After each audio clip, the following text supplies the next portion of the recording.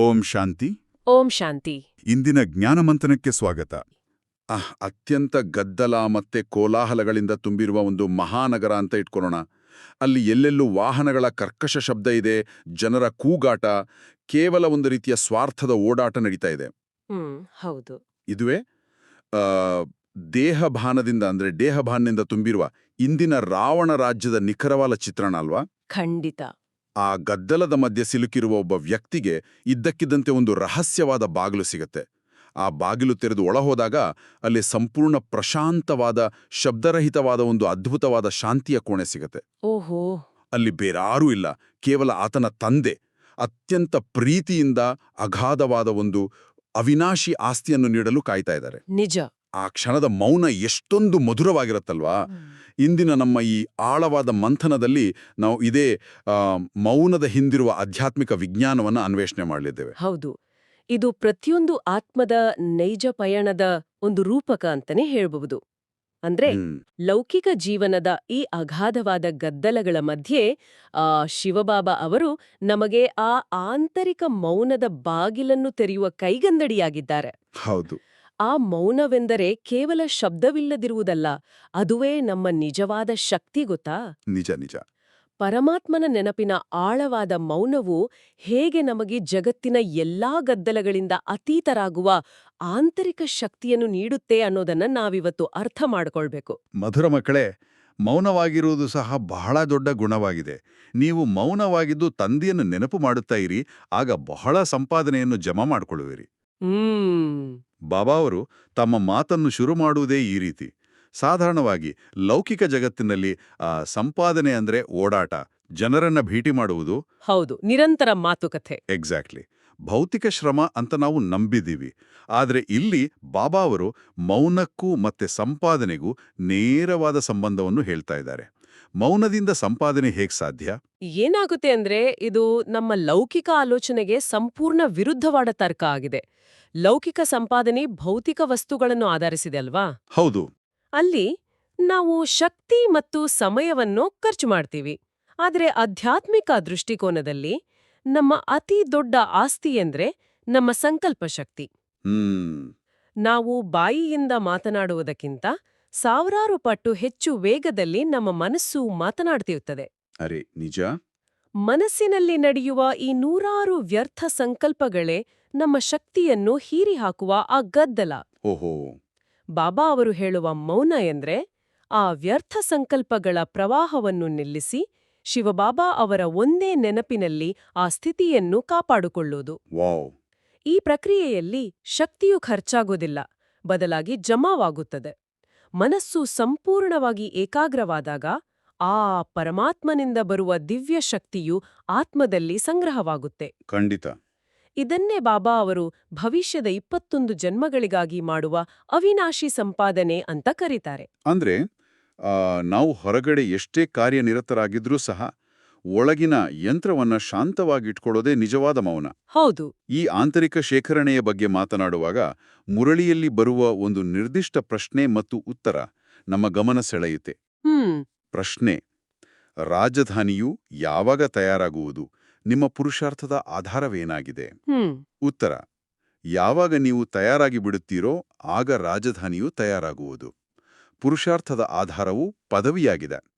ಕಲ್ಪಕಲ್ಪವು ನೀವು ಯಾವ ಪದವಿಯನ್ನು ಪಡೆದಿದ್ದೀರೋ ಅದರ ಅನುಸಾರವೇ ನಿಮ್ಮ ಪದವಿಯೂ ನಡೆಯುತ್ತಿರುತ್ತದೆ. ಆದರೆ ಯಾವಾಗಲೂ ಪುರುಷಾರ್ಥವನ್ನೇ ಮುಂದಿಡಲಾಗುತ್ತದೆ.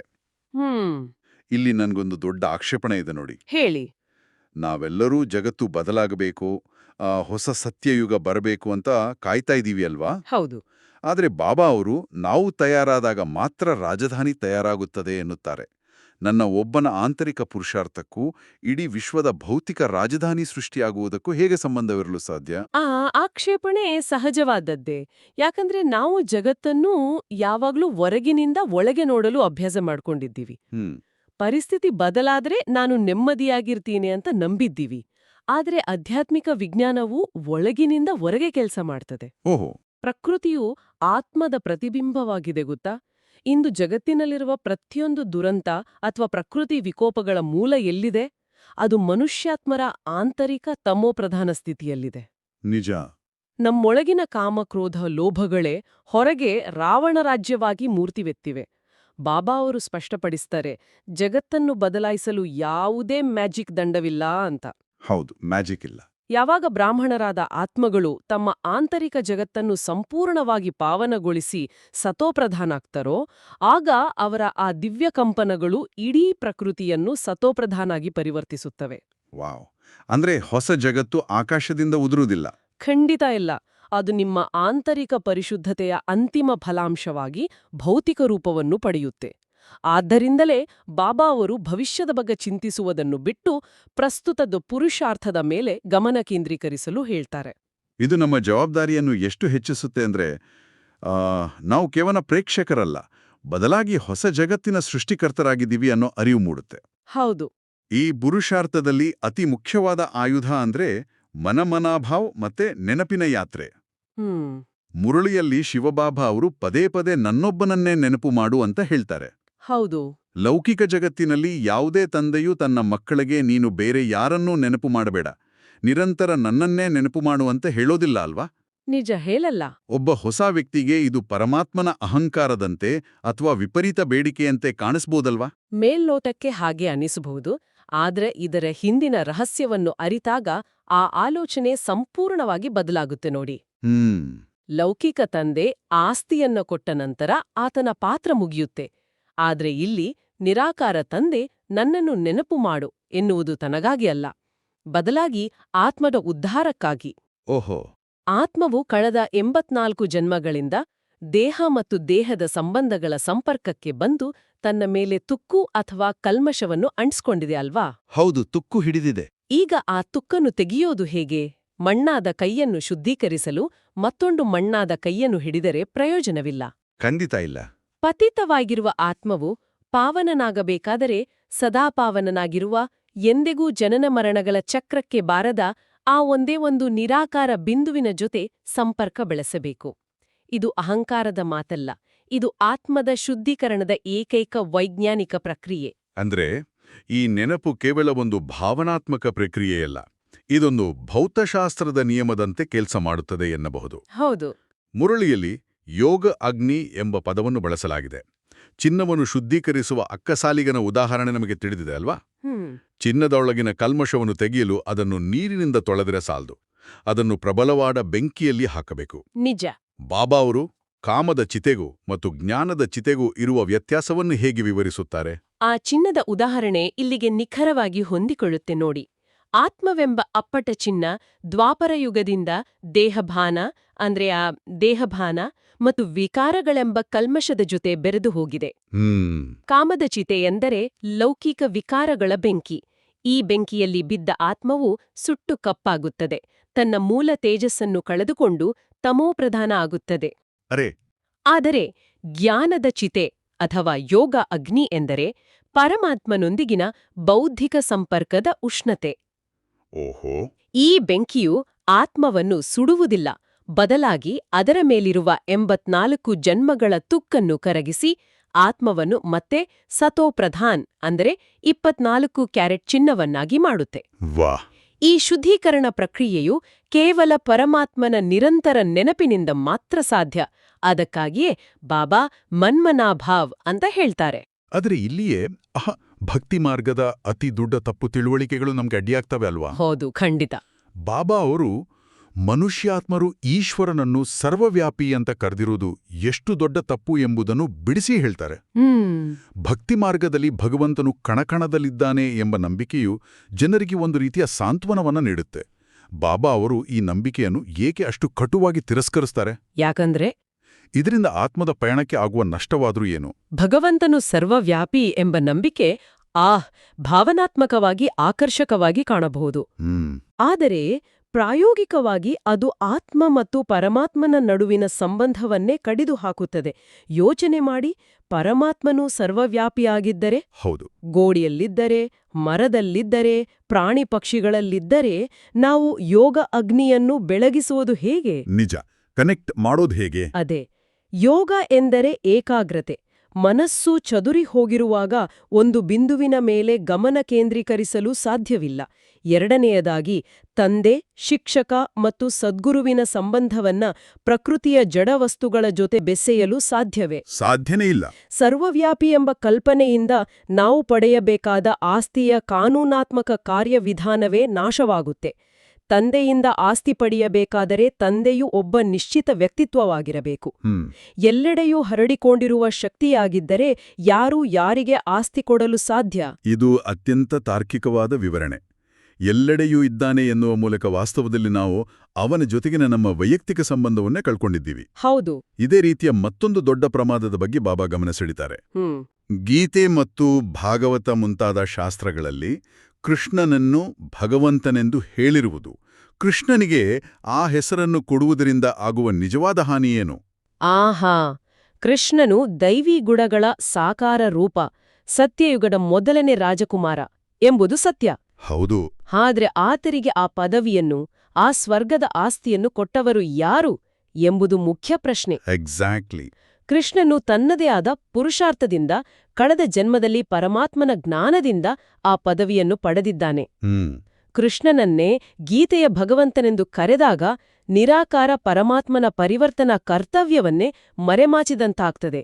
ಆಸ್ತಿಯನ್ನು ನೀಡುವ ತಂದೆಯನ್ನು ಮರೆತು ಆಸ್ತಿಯನ್ನು ಪಡೆದ ಅಣ್ಣನನ್ನೇ ತಂದೆಯೆಂದು ಕರೆದರೆ ಅದು ಎಂಥ ದೊಡ್ಡ ತಪ್ಪು. ಅರೆ ನಿಜ. ಇದು ಪರಮಾತ್ಮನ ನಿರಾಕಾರ ಸ್ವರೂಪದ ಅಸ್ತಿತ್ವವನ್ನೇ ಅಳಿಸಿ ಹಾಕ್ತದೆ. ಕೇವಲ ವ್ಯಕ್ತಿಗಳ ವಿಷಯದಲ್ಲಿ ಮಾತ್ರವಲ್ಲ, ಸಮಯದ ವಿಷಯದಲ್ಲೂ ನಾವು ಎಡವಿದ್ದೀವಿ. ಹೌದು. ಕಲ್ಪದ ಆಯುಸ್ಸನ್ನು ಲಕ್ಷಾಂತರ ವರ್ಷಗಳೆಂದು ಶಾಸ್ತ್ರಗಳಲ್ಲಿ ಬರೆಯಲಾಗಿದೆ. ಇದರ ಮಾನಸಿಕ ಪರಿಣಾಮವೇನು? ಬಾಬಾ ಅವರು ಈ ನಂಬಿಕೆಯನ್ನು ಏಕೆ ತಿದ್ದುತ್ತಾರೆ? ನೋಡಿ, ಯಾವುದೇ ಗುರಿಯನ್ನು ತಲುಪಲು ಆ ಸಮಯದ ಪ್ರಜ್ಞೆ ಅತ್ಯಗತ್ಯ. ಕಲ್ಪವು ಲಕ್ಷಾಂತರ ವರ್ಷಗಳಷ್ಟಿದೆ ಎಂದು ನಂಬಿದಾಗ ಮನುಷ್ಯನ ಮನಸ್ಸಿನಲ್ಲಿ ಯಾವುದೇ ತುರ್ತು ಇರೋದಿಲ್ಲ. ಹೌದು, ಅರ್ಜೆನ್ಸಿ ಇರಲ್ಲ. ಇನ್ನು ಲಕ್ಷಾಂತರ ವರ್ಷಗಳಿವೆಯಲ್ಲ, ಮುಂದಿನ ಜನ್ಮದಲ್ಲಿ ನೋಡ್ಕೊಳ್ಳೋಣ ಎಂಬ ಆಧ್ಯಾತ್ಮಿಕ ಆಲಸ್ಯ ಆತ್ಮಗಳನ್ನು ಗಾಢ ನಿದ್ರೆಗೆ ತಳ್ಳುತ್ತದೆ. ಪುರುಷಾರ್ಥ ಮಾಡಲು ಬೇಕಾದ ವೇಗವು ಸಂಪೂರ್ಣವಾಗಿ ನಾಶವಾಗುತ್ತದೆ. ಬಾಬಾ ಅವರು ಕಲ್ಪದ ಆಯುಸ್ಸು ಕೇವಲ 5,000 ವರ್ಷಗಳು ಮತ್ತು ಈಗ ನಾವು ಸಂಗಮ ಯುಗದಲ್ಲಿದ್ದೇವೆ ಎಂದು ಹೇಳಿದಾಗ ಮಾತ್ರ ಈಗಿಲ್ಲದಿದ್ದರೆ ಇನ್ನೆಂದಿಗೂ ಇಲ್ಲ ಎಂಬ ಜಾಗೃತಿ ಮೂಡುತ್ತದೆ. ಈ ಸಂಗಮ ಯುಗದ ಕರ್ತವ್ಯದ ಬಗ್ಗೆ ಮಾತನಾಡುವಾಗ ಮತ್ತೊಂದು ಕುತೂಹಲಕಾರಿ ಅಂಶ ಬರುತ್ತೆ. ಅನೇಕರು ಭಾವಿಸ್ತಾರೆ, ಭಗವಂತನು ಸರ್ವಶಕ್ತನಾಗಿದ್ದ ಮೇಲೆ ಆತನು ಪರಂಧಾಮದಲ್ಲಿಯೇ ಕುಳಿತು ತನ್ನ ಕೇವಲ ಪ್ರೇರಣೆಯಿಂದ ಜಗತ್ತಿನ ಏಕೆ ಪಾವನ ಮಾಡಬಾರದು ಅಂತ. ಹೌದು. ಆತನು ಸ್ವತಃ ಈ ಪತಿತ ಪ್ರಪಂಚಕ್ಕೆ, ಭಾರತ ಖಂಡಕ್ಕೇ ಬರುವ ಅವಶ್ಯಕತೆಯಾದ್ರೂ ಏನಿದೆ? ಏನಾಗುತ್ತೆ ಅಂದ್ರೆ, ಪ್ರೇರಣೆಯಿಂದ ಕೇವಲ ಒಳ್ಳೆ ಆಲೋಚನೆಗಳು ಬರಬಹುದೇ ಹೊರತು ಇಡೀ ಅಸತ್ಯ ಖಂಡವು ಸತ್ಯಖಂಡವನ್ನಾಗಿ ಬದಲಾಗುವುದಿಲ್ಲ. ಅನ್ಯ ಧರ್ಮಗಳ ಸ್ಥಾಪಕರನ್ನು ಗಮನಿಸಿ. ಇಬ್ರಾಹಿಂ, ಬುದ್ಧ, ಕ್ರೈಸ್ತ ಮುಂತಾದವರು ಬಂದಾಗ ಅವರ ಧರ್ಮದ ಆತ್ಮಗಳು ಕೇವಲ ಮೇಲಿನಿಂದ ಕೆಳಗೆ ಬರುತ್ತಾರೆ. ಹೌದು. ಅಂದರೆ ಸತೋಪ್ರಧಾನ ಸ್ಥಿತಿಯಿಂದ ತಮೋಪ್ರಧಾನ ಕಡೆಗೆ ಇಳಿಯುತ್ತಾರೆ. ಇಳಿಯಲು ಯಾವುದೇ ಶ್ರಮ ಬೇಕಿಲ್ಲ. ಆದರೆ ಶಿವಬಾಬಾ ಅವರ ಕಾರ್ಯವು ಸಂಪೂರ್ಣ ಭಿನ್ನವಾಗಿದೆ. ಅವರು ಕೇವಲ ಹೊಸ ಧರ್ಮವನ್ನು ಸ್ಥಾಪಿಸುತ್ತಿಲ್ಲ, ಬದಲಾಗಿ ತಮೋಪ್ರಧಾನ ಆಗಿರುವ ರಾವಣನ ಜೈಲಿನಲ್ಲಿರುವ ಆತ್ಮಗಳನ್ನು ಹುಡುಕಿ ಜ್ಞಾನದಿಂದ ಮೇಲೆತ್ತಿ ಸತೋಪ್ರಧಾನ ಮಾಡುತ್ತಿದ್ದಾರೆ. ನಿಜ. ಕೆಳಗಿನಿಂದ ಮೇಲಕ್ಕೆ ಹತ್ತಲು ಕೇವಲ ಪ್ರೇರಣೆ ಸಾಲದು. ಹೆಜ್ಜೆ ಹೆಜ್ಜೆಗೂ ಪ್ರಾಯೋಗಿಕ ಮಾರ್ಗದರ್ಶನ ನೀಡಲು, ಯೋಗವನ್ನು ಕಲಿಸಲು ಸ್ವಯಂ ಪರಮಾತ್ಮನು ಭರತಖಂಡದಲ್ಲಿ ಅಂಬಿಗನಾಗಿ ಬರಲೇಬೇಕು. ಈ ಮೇಲೆತ್ತುವ ಪ್ರಕ್ರಿಯೆಯ ಬಗ್ಗೆ ಗೀತೆಯಲ್ಲಿ ಮಹಾಭಾರತ ಯುದ್ಧದ ಉಲ್ಲೇಖಗಳಿವೆ ಅಲ್ವಾ? ಪಾಂಡವರು ಪರ್ವತಗಳಲ್ಲಿ ಹೋಗಿ ಕರಗಿ ಹೋದರು ಎಂದು ಕಥೆಗಳಲ್ಲಿ ಬರೆದಿದ್ದಾರೆ. ಹೌದು. ಆದರೆ ಬಾಬಾ ಅವರು ಇದರ ನೈಜ ಅರ್ಥವನ್ನು ಬಿಡಿಸಿ ಹೇಳ್ತಾರೆ. ನಾವು ನಿಜವಾಗಿಯೂ ಹಿಮದಲ್ಲಿ ಕರಗಬೇಕೆ ಅಥವಾ ಇದರ ಹಿಂದಿನ ರೂಪಕವೇ ಬೇರೆಯೇ? ಅದು ಸಂಪೂರ್ಣವಾಗಿ ಸಾಂಕೇತಿಕವಾಗಿದೆ. ಇದು ಯಾವುದೇ ಭೌತಿಕ ಯುದ್ಧವಲ್ಲ, ರಕ್ತಪಾತವಲ್ಲ. ಪಾಂಡವರು ಹಿಮದಲ್ಲಿ ಕರಗಿದರು ಎಂದರೆ ಯೋಗ ಅಗ್ನಿಯ ಮೂಲಕ ತಮ್ಮೊಳಗಿರುವ ಹಳೆಯ ದೇಹಭಾನವನ್ನು, ವಿಕಾರಗಳನ್ನು ಕರಗಿಸಿದರು ಎಂದರ್ಥ. ಆತ್ಮವು ತನ್ನ ಮೂಲ ಸ್ವರೂಪವಾದ ಬಿಂದುವಿನ ಸ್ಥಿತಿಗೆ ಮರಳುವುದು. ಯೋಗಬಲದ ಮೂಲಕ, ಆಂತರಿಕ ಪರಿವರ್ತನೆಯ ಮೂಲಕ ನಾವು ಸ್ವರ್ಗದ ರಾಜ್ಯವನ್ನು ಪಡೆಯುತ್ತೇವೆಯೇ ಹೊರತು ಭೌತಿಕ ಹಿಂಸಾತ್ಮಕ ಯುದ್ಧದಿಂದಲ್ಲ. ಈ ನಿರಂತರ ನೆನಪಿನ ಸ್ಥಿತಿಗೆ ತಲುಪುವುದು ಸಮಯ ತೆಗೆದುಕೊಳ್ಳುತ್ತದೆ. ಇದೇ ನಮ್ಮ ನಿಜವಾದ ಅಹಿಂಸಾತ್ಮಕ ಯುದ್ಧ. ಇದೇ ಆಂತರಿಕ ಪರಿವರ್ತನೆಯ ಹಾದಿಯಲ್ಲಿ ಬಾಬಾ ಅವರು 84 ಜನ್ಮಗಳ ಚಕ್ರದ ರಹಸ್ಯವನ್ನು ಬಿಚ್ಚಿಡ್ತಾರೆ. ಸೋಹಂ ಎಂಬ ಮಂತ್ರವನ್ನು ಭಕ್ತಿ ಮಾರ್ಗದಲ್ಲಿ ನಾನೇ ಪರಮಾತ್ಮನಾಗುತ್ತೇನೆ ಎಂದು ತಪ್ಪಾಗಿ ಅರ್ಥೈಸಲಾಗಿದೆ. ಇದರ ನಿಜವಾದ ಅರ್ಥವೇನು? ಆತ್ಮವು ಎಂದಿಗೂ ಪರಮಾತ್ಮನಾಗುವುದಿಲ್ಲ. ನೋಡಿ, ಬಾಬಾ ಅವರು ಈ ಮಂತ್ರದ ಯಥಾರ್ಥ ಅರ್ಥವನ್ನು ನೀಡುತ್ತಾರೆ. ಸೋಹಂ ಎಂದರೆ ನಾವೇ ಸತ್ಯಯುಗದಲ್ಲಿ ಸೂರ್ಯವಂಶಿ ದೇವತೆಗಳಾಗಿದ್ದೇವೆ, ತ್ರೇತಾಯುಗದಲ್ಲಿ ನಾವೇ ಚಂದ್ರವಂಶಿ ಕ್ಷತ್ರಿಯರಾದೆವು. ಇದೊಂದು ಪಯಣ. ಹೌದು, ಇದು ನಮ್ಮದೇ ಆತ್ಮದ ಅಧೋಗತಿ ಮತ್ತು ಉನ್ನತಿಯ ಕಥೆಯಾಗಿದೆ.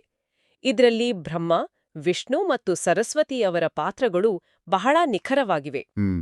ಬ್ರಹ್ಮನ ಮೂಲಕ ಹೊಸ ಪ್ರಪಂಚದ ರಚನೆ, ಸರಸ್ವತಿಯವರ ಜ್ಞಾನದ ವೀಣೆ ಅಂದ್ರೆ ಜ್ಞಾನ ಮುರಳಿ, ಇವೆಲ್ಲವೂ ಈ ಪರಿವರ್ತನಾ ಕಾರ್ಯದ ಪ್ರಾಯೋಗಿಕ ಸಾಧನಗಳಾಗಿವೆ. ಇವೆಲ್ಲವನ್ನೂ ಕೇಳಿದಾಗ ಇದೆಲ್ಲವೂ ಬಹಳ ಕಷ್ಟಕರ, ಇದಕ್ಕಾಗಿ ಕಾಡಿಗೆ ಹೋಗಿಬಿಡಬೇಕು ಎಂಬ ಭಾವನೆ ಬರುವುದು ಸಹಜ ಅಲ್ವಾ? ಹೌದು, ಬರುತ್ತೆ. ಆದರೆ ಬಾಬಾ ಅವರು ಕರ್ಮಸನ್ಯಾಸವನ್ನು ವಿರೋಧಿಸುತ್ತಾರೆ. ಖಂಡಿತ. ಗೃಹಸ್ಥ ವ್ಯವಹಾರದಲ್ಲಿಯೇ ಇದ್ದುಕೊಂಡು ಕಮಲದ ಹೂವಿನಂತೆ ನಿರ್ಲೇಪರಾಗಿ ತಂದೆಯನ್ನು ನೆನಪು ಮಾಡಬೇಕು ಎನ್ನುತ್ತಾರೆ. ಆದರೆ ಪ್ರಾಯೋಗಿಕವಾಗಿ ಕುಟುಂಬದಲ್ಲಿ, ಕಚೇರಿಯ ಜಂಜಾಟದಲ್ಲಿ ಶರಣಾಗತಲಾಗುವುದು ಹೇಗೆ ಸಾಧ್ಯ?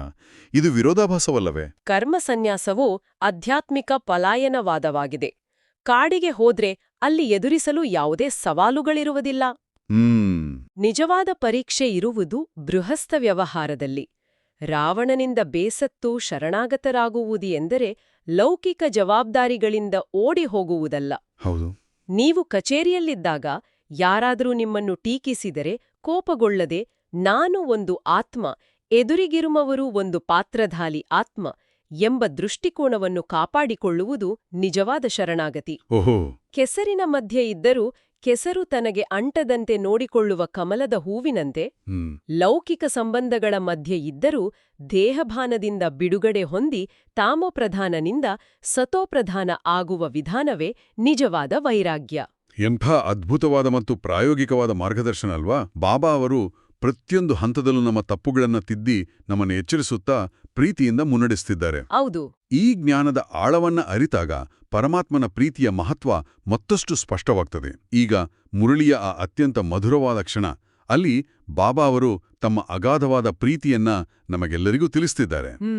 ಮಧುರಾತಿ ಮಧುರ, ಅಗಲಿ ಹೋಗಿ ಮರಳಿ ಸಿಕ್ಕಿರುವ ಮಕ್ಕಳ ಪ್ರತಿ ಮಾತಾಪಿತ ಬಾಪ್ ದಾದಾರವರ ನೆನಪು, ಪ್ರೀತಿ ಹಾಗೂ ಸುಪ್ರಭಾತ.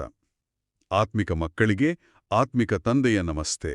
ತಂದೆಯ ಈ ನಮಸ್ತೆ ಮತ್ತು ಪ್ರೀತಿಯನ್ನು ಸ್ವೀಕರಿಸಿದ ತಕ್ಷಣ ನಮ್ಮ ದೈನಂದಿನ ಜೀವನದ ದೊಡ್ಡ ಸವಾಲೊಂದು ಎದುರಾಗುತ್ತದೆ.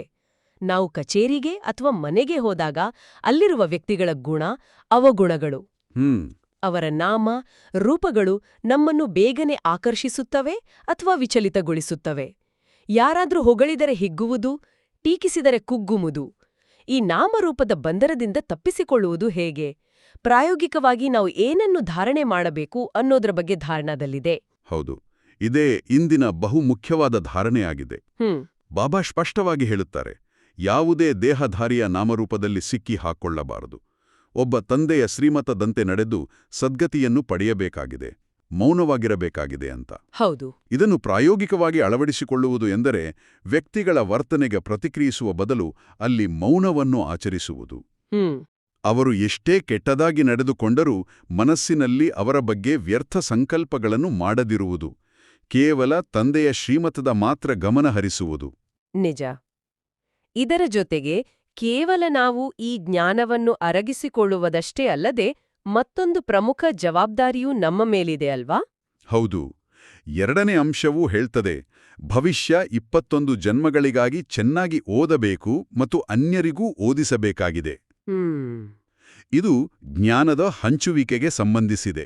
ನಾವು ಎಷ್ಟರ ಮಟ್ಟಿಗೆ ಈ ಜ್ಞಾನವನ್ನು ಓದಿಕೊಳ್ಳುತ್ತೇವೆಯೋ, ನಮ್ಮ ಆಚರಣೆಯ ಮೂಲಕ ಇತರರಿಗೆ ಸ್ಫೂರ್ತಿಯಾಗುತ್ತೇವೆಯೋ, ಅಷ್ಟರ ಮಟ್ಟಿಗೆ ಭವಿಷ್ಯದ ನಮ್ಮ ಪದವಿಯ ಆಧಾರ ಗಟ್ಟಿಯಾಗುತ್ತದೆ. ಖಂಡಿತ. ಆದರೆ ನಮ್ಮ ಸ್ವಂತ ಆಲೋಚನೆಗಳು ಅಂದ್ರೆ ಮನಮತವು ಆಗಾಗ ಅಡ್ಡಿಯಾಗುತ್ತದಲ್ವೇ? ಇದು ಬಾಬಾ ಅವರ ಶ್ರೀಮತ್ ಓ ಅಥವಾ ನನ್ನದೇ ಅಹಂಕಾರವೋ ಎಂದು ಪ್ರತ್ಯೇಕಿಸುವುದು ಹೇಗೆ? ನಮ್ಮ ಪುರುಷಾರ್ಥದ ವೇಗವನ್ನು ಹೆಚ್ಚಿಸಲು ಇಂದಿನ ವರದಾನವು ಹೇಗೆ ಸಹಾಯ ಮಾಡುತ್ತದೆ? ಬಹಳ ಸೂಕ್ಷ್ಮವಾದ ಪ್ರಶ್ನೆ ಇದು. ಇಂದಿನ ವರದಾನದಲ್ಲಿ ಬಾಬಾ ಹೇಳುತ್ತಾರೆ, ಮನಮತ ಪರಮತವನ್ನು ಸಮಾಪ್ತಿಗೊಳಿಸಿ ಶ್ರೀಮತದಂತೆ ಪದಮದಷ್ಟು ಸಂಪಾದನೆಯ ಜಮಾ ಮಾಡುವಂತಹ ಪದಮಾಪದಮ ಭಾಗ್ಯಶಾಲಿ ಭವ.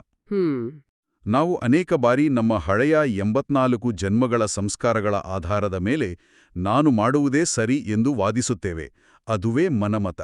ಹೌದು. ಅಥವಾ ಇತರರ ಪ್ರಭಾವಕ್ಕೆ ಒಳಗಾಗಿ ನಿರ್ಧಾರ ತೆಗೆದುಕೊಳ್ಳುತ್ತೇವೆ. ಅದು ಪರಮತ. ನಮ್ಮ ಆಧ್ಯಾತ್ಮಿಕ ಸ್ಥಿತಿಯ ವೇಗ ತೀವ್ರವಾಗಿಲ್ಲದಿದ್ದರೆ ಎಲ್ಲೋ ಒಂದು ಕಡೆ ನಾವು ಶ್ರೀಮತ್-ದಲ್ಲಿ ನಮ್ಮ ಮನಮತವನ್ನು ಬೆರೆಸುತ್ತಿದ್ದೇವೆ ಎಂದರ್ಥ.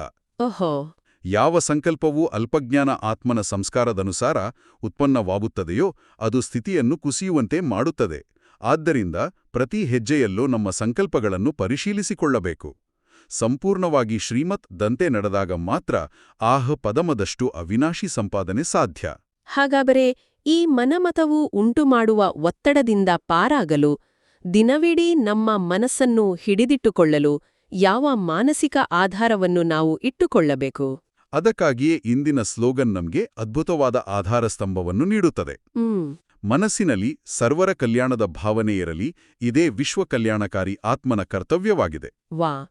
ನಾವು ಯಾವಾಗ ಕೇವಲ ನಮ್ಮದೇ ಚಿಕ್ಕಪುಟ್ಟ ಸಮಸ್ಯೆಗಳ ಬಗ್ಗೆ ಯೋಚಿಸುತ್ತೇವೆಯೋ ಆಗ ಮನಸ್ಸು ಸಂಕುಚಿತಗೊಳ್ಳುತ್ತದೆ.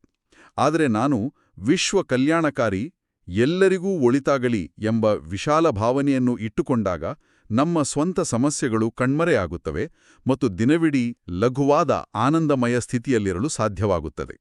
ಈ ವಿಶಾಲ ಭಾವನೆಯಿಂದಾಗೆ ನಾವು ಬಾಹ್ಯ ಪರಿಸ್ಥಿತಿಗಳಿಗೆ ಹೆದರೋದಿಲ್ಲ ಅಲ್ವಾ? ಇದನ್ನೇ ಇಂದಿನ ಅವ್ಯಕ್ತ ಸೂಚನೆ ಮತ್ತಷ್ಟು ಬಲಪಡಿಸುತ್ತಿದೆ ಎಂದು ಕಾಣುತ್ತದೆ. ಬಾಬಾ ಹೇಳುತ್ತಾರೆ, ನಿಶ್ಚಯದ ಫೌಂಡೇಶನ್ ಬಲಗೊಳಿಸಿ ಸದಾ ನಿರ್ಭಯ ಮತ್ತು ನಿಶ್ಚಿಂತರಾಗಿರಿ ಅಂತ. ಬಾಹ್ಯ ಪರಿಸ್ಥಿತಿಗಳು ನಮಗೆ ಸೋಲಿನಂತೆ ಕಂಡ್ರೂ ಅದನ್ನು ವಿಜಯವಾಗಿ ಸ್ವೀಕರಿಸುವುದು ಹೇಗೆ? ಖಂಡಿತ. ಪ್ರಪಂಚದ ದೃಷ್ಟಿಯಲ್ಲಿ ವಿಜಯ ಎಂದರೆ ಯಾರಿಗೋ ಬುದ್ಧಿ ಕಲಿಸುವುದು ಅಥವಾ ಭೌತಿಕ ಲಾಭ ಪಡೆಯುವುದು. ಆದರೆ ಆಧ್ಯಾತ್ಮಿಕ ದೃಷ್ಟಿಯಲ್ಲಿ ಎಂಥದ್ದೇ ಕಠಿಣ ಪರಿಸ್ಥಿತಿ ಬಂದ್ರೂ, ಯಾರಾದರೂ ನಮ್ಮನ್ನು ಸೋಲಿಸಲು ಪ್ರಯತ್ನಿಸಿದ್ರೂ ನಮ್ಮ ನಿಶ್ಚಯದ ತಳಪಾಯವನ್ನು ಅಳುಗಾಡಿಸದೆ, ನಮ್ಮ ಸ್ವಸ್ಥಿತಿಯನ್ನು ಕಳೆದುಕೊಳ್ಳದೆ ಶಾಂತವಾಗಿರುವುದೇ ನೈಜ ವಿಜಯ. ಪ್ರಪಂಚದವರು ಇವರು ಸೋತು ಹೋದ್ರು ಎಂದುಕೊಂಡ್ರು, ಬಾಬಾ ಅವರ ದೃಷ್ಟಿಯಲ್ಲಿ ಮತ್ತು ನಮ್ಮ ಅಂತರಂಗದಲ್ಲಿ ಅದು ಶಾಶ್ವತ ವಿಜಯವಾಗಿರುತ್ತದೆ. ಈ ಎಲ್ಲ ಗಹನವಾದ ಜ್ಞಾನವನ್ನು, ಈ ಮೌನದ ಶಕ್ತಿಯನ್ನು ಕೇವಲ ಬುದ್ಧಿಯಲ್ಲಿ ಇಟ್ಟುಕೊಳ್ಳದೆ ನಮ್ಮ ಅಂತರಂಗದಲ್ಲಿ ಇಳಿಸಿಕೊಳ್ಳಲು ಈಗ ನಾವು ಒಂದು ಸಣ್ಣ ಧ್ಯಾನದ ಅಭ್ಯಾಸವನ್ನು ಮಾಡೋಣ. ಖಂಡಿತ. ಈಗ ನಮ್ಮ ಆಲೋಚನೆಗಳ ವೇಗವನ್ನು ಸ್ವಲ್ಪ ಕಡಿಮೆ ಮಾಡೋಣ. ದಯವಿಟ್ಟು ಎಲ್ಲರೂ ಸಂಪೂರ್ಣವಾಗಿ ಶಾಂತ ಸ್ಥಿತಿಗೆ ಬನ್ನಿ. ಬಾಹ್ಯ ಪ್ರಪಂಚದ ಎಲ್ಲ ಗದ್ದಲಗಳನ್ನು ಬಿಟ್ಟು ಆ ಮೌನದ ಕೋಣೆ ಒಳಗೆ ಪ್ರವೇಶಿಸೋಣ. ನಿಮ್ಮ ಗಮನವನ್ನು ನಿಮ್ಮ ಭ್ರುಕುಟಿಯ ಮಧ್ಯದಲ್ಲಿ ಕೇಂದ್ರೀಕರಿಸಿ, ನಾನು ಒಂದು ಹೊಳೆಯುವ ಚೈತನ್ಯ ಜ್ಯೋತಿ, ಬಿಂದು ರೂಪದ ಆತ್ಮ, ನನ್ನೆಲ್ಲ ಲೌಕಿಕ ಜವಾಬ್ದಾರಿಗಳಿಂದ, ಈ ಗದ್ದಲದ ಪ್ರಪಂಚದ ನಾಮರೂಪಗಳಿಂದ ನನ್ನ ಮನಸ್ಸನ್ನು ಸಂಪೂರ್ಣವಾಗಿ ಹಿಂದಕ್ಕೆ ತೆಗೆದುಕೊಳ್ಳುತ್ತಿದ್ದೇನೆ. ನಾನು ನನ್ನ ಶಾಂತಿಧಾಮದಲ್ಲಿದ್ದೇನೆ. ಪರಮಪಿತಾ ಪರಮಾತ್ಮ ಶಿವಬಾಬಾ ಅವರ ಪ್ರೀತಿಯ ದಿವ್ಯ ಕಿರಣಗಳು ನನ್ನ ಮೇಲೆ ನಿರಂತರವಾಗಿ ಬೀಳುತ್ತಿವೆ. ಇದುವೇ ಯೋಗ ಅಗ್ನಿ. ಈ ದಿವ್ಯ ಬೆಂಕಿಯಲ್ಲಿ ನನ್ನ ಜನ್ಮ ಜನ್ಮಾಂತರದ ಕಲ್ಮಶಗಳು ಸುಟ್ಟು ಭಸ್ಮವಾಗುತ್ತಿವೆ. ನನ್ನ ಪ್ರತಿ ಸಂಕಲ್ಪವು ಬಾಬಾ ಅವರ ಶ್ರೀಮತ್ನಂತೆ ನಡೆಯುತ್ತಿದೆ. ಯಾವುದೇ ಮನಮತವಿಲ್ಲ, ಕೇವಲ ಬಾಬಾ ಅವರ ಶ್ರೀಮತ್. ನಾನು ಪದಮಾಪದಮ ಭಾಗ್ಯಶಾಲಿ ಆತ್ಮ. ನನ್ನ ಪ್ರತಿ ಹೆಜ್ಜೆಯಲ್ಲೂ ಸರ್ವರ ಕಲ್ಯಾಣದ ಭಾವನೆಯಿದೆ. ಎಂಥದ್ದೇ ಪರಿಸ್ಥಿತಿ ಬಂದರೂ ನನ್ನ ನಿಶ್ಚಯದ ತಳಪಾಯ ಅಚಲವಾಗಿದೆ. ನಾನು ನಿರ್ಭಯ, ನಾನು ನಿಶ್ಚಿಂತ, ಸದಾ ವಿಜಯೀ ರತ್ನ. ತಂದೆಯ ಪ್ರೀತಿಯ ನೆನಪಿನ ಈ ಅಗಾಧವಾದ ಮೌನದಲ್ಲಿ ನಾನು ಸಂಪೂರ್ಣವಾಗಿ ಲೀನವಾಗುತ್ತಿದ್ದೇನೆ. ಓಂ ಶಾಂತಿ. ಹೊಂದಿದೆ. ಇಂದು ಭೌತಿಕ ಪ್ರಪಂಚದಲ್ಲಿ ಯಾವುದೇ ಕೋಲಾಹಲ ಎದುರಾದರೂ, ಯಾರಾದರೂ ನಿಮ್ಮನ್ನು ಪ್ರಚೋದಿಸಿದರೂ, ಆಂತರಿಕ ಮೌನದಲ್ಲಿಯೇ ಶಿವಬಾಬಾ ಅವರ ಆ ಯಾದನ್ನು ಜಾಗೃತವಾಗಿರಿಸಿಕೊಳ್ಳಿ. ಹೌದು. ನಿಮ್ಮ ಆಂತರಿಕ ಸ್ಥಿತಿಯನ್ನು ಕಳೆದುಕೊಳ್ಳದಿರುವುದೇ ನಿಮ್ಮ ಅತಿ ದೊಡ್ಡ ಆಧ್ಯಾತ್ಮಿಕ ವಿಜಯ ಎಂಬುದನ್ನು ಮರೆಯದಿರಿ. ಬಾಬಾ ಅವರ ನೆನಪಿನಲ್ಲಿಯೇ ಇರಿ. ಅವಿನಾಶಿ ಸಂಪಾದನೆಯನ್ನು ಜಮಾ ಮಾಡುತ್ತಾರೆ. ಇಂದಿನ ದಿನವಿಡೀ ನಾವು ಚರ್ಚಿಸಿದ ಈ ಅವ್ಯಕ್ತ ಸ್ಥಿತಿಯನ್ನು ಅನುಭವಿಸಲು ಪ್ರಯತ್ನಿಸೋಣ ಮತ್ತು ಬಾಬಾರವರ ವರದಾನದ ಹಸ್ತ ಸದಾ ನಮ್ಮ ತಲೆಯ ಮೇಲಿದೆ ಎಂಬ ಸ್ಮೃತಿಯಲ್ಲಿರೋಣ. ನಿಜ, ಇಂದಿನ ಈ ಚರ್ಚೆ ಎಲ್ಲರ ಆಧ್ಯಾತ್ಮಿಕ ಪಯಣಕ್ಕೆ ಸಹಕಾರಿಯಾಗಿದೆ ಎಂದು ನಾವು ನಂಬುತ್ತೇವೆ. ಎಲ್ಲರಿಗೂ ಈ ನಮ್ಮ ಮಾತುಕತೆ ಇಷ್ಟವಾದಲ್ಲಿ ದಯವಿಟ್ಟು ಈ ಜ್ಞಾನದ ಅಮೃತವನ್ನು ತಮ್ಮ ಆತ್ಮೀಯರಿಗೂ ಶೇರ್ ಮಾಡಿ. ಹೌದು. ಮತ್ತು ಇಂತಹ ದೈನಂದಿನ ಮುರಳಿ ಮಂಥನಕ್ಕಾಗಿ ನಮ್ಮ ಶಿವವಾಣಿ ಚಾನೆಲ್ ಅನ್ನು ಸಬ್ಸ್ಕ್ರೈಬ್ ಮಾಡಲು ಮರೆಯಬೇಡಿ. ಹಾಗಾದರೆ ನಾಳೆ ಮತ್ತೆ ಭೇಟಿಯಾಗೋಣ. ಅಲ್ಲಿಯವರೆಗೆ ಬಾಬಾರವರ ಸಿಹಿ ನೆನಪಿನಲ್ಲಿರಿ. ಓಂ ಶಾಂತಿ. ಓಂ ಶಾಂತಿ. ಓಂ ಶಾಂತಿ.